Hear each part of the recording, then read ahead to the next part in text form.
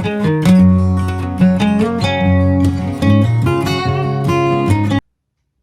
mga ka-loyal! Welcome back po ulit sa ating channel. Last time po, pinakita ko sa inyo kung paano mag-oil change without using jack or jack stand. Dahil ginawa po natin ang ating oil change dito sa driveway lang. Dahil nga there is enough clearance naman para maalis natin yung drain bolt at saka yung oil filter. Having said that, hindi po siguro applicable sa lahat ng vehicle. Kung halimbawa, ang kotse mo ay sa lowered or a low profile, hindi nga po pwede. Pero common sense lang po yun. Makikita naman ninyo kung pwede o hindi. Yung sa atin lang mga ideas na pwede mong gamitin kung applicable sa'yo. So, ganun lang kasimple yun. So, sinishare lang natin yung mga ideas na nagagawa natin, which I've been using this many times, kaya gusto kong i-share sa inyo na it's doable. Now, kung hindi applicable sa kotse ninyo, wag gawin. Ganun lang kasimple yun. So, real talk, walang lokohan. Para sa iyo, yung isang nag-comment sa natin. Kung mayroon kang ibang ideas, hindi na kita babanggitin kasi chinek ko yung profile mo, you have nothing. Mag-share ka rin ng video mo na pwedeng magamit ng ating mga kababayan o mga nanonood sa YouTube. Lang kasi to, sharing lang to, mga experience na makakatulong para sa mga nagdi-DIY o gustong mag-DIY para makasave ng pera kahit pa paano, at the same time magkaroon ng knowledge para magawa yung sila na lang, hindi na sila pupunta sa shop. Ganun lang kasimple yun. So, kung mayroon kang mga ideas na makakatulong, please make some videos and I will watch them too. Ganun lang kasimple. Again, hindi na kita babanggitin dahil itong mga video na ginagawa ko gusto ko lang talagang share para magkaroon ng mga ideas ang ating mga manonood. Okay? So anyway, going back sa ating topic, this time po ay ituturo ko sa inyo or ipapakita ko sa inyo ang proper disposal ng old oil.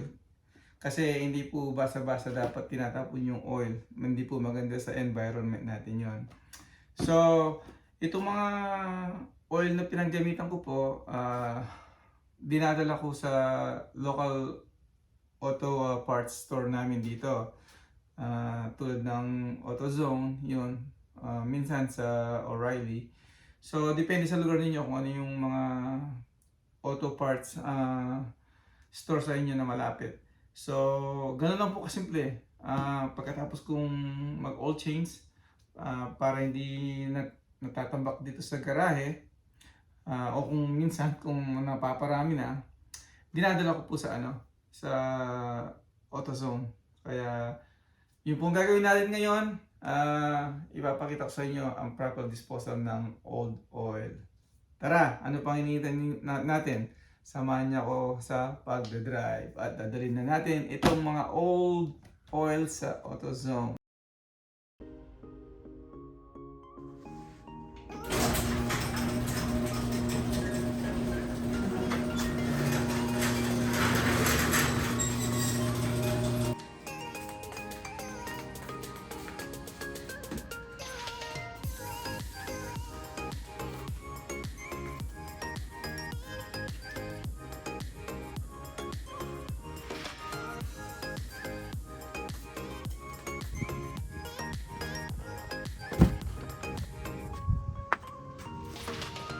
Okay mga ka-loyal, welcome back ulit sa ating channel. So, like I said kanina, dadalhin natin yung mga lumang oil, i-dispose po natin sa AutoZone.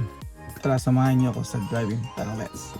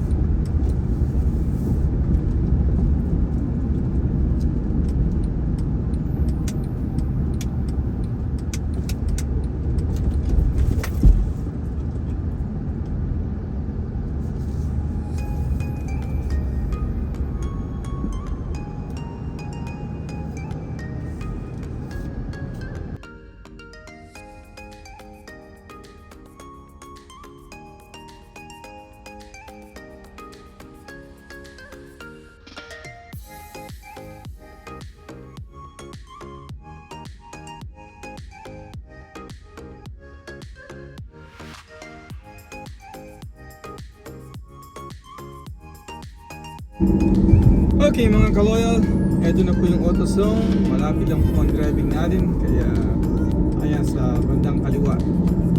Ayun na po siya.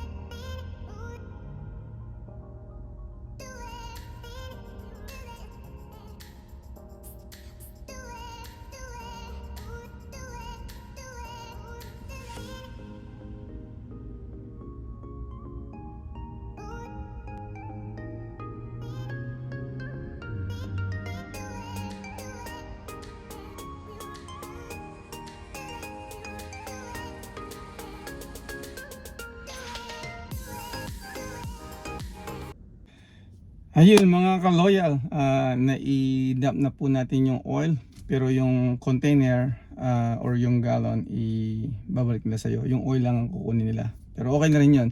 So tara, uwi na po tayo.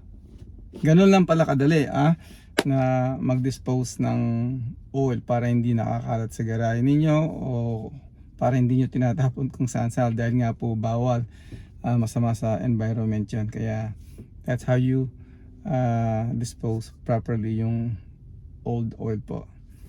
Tara.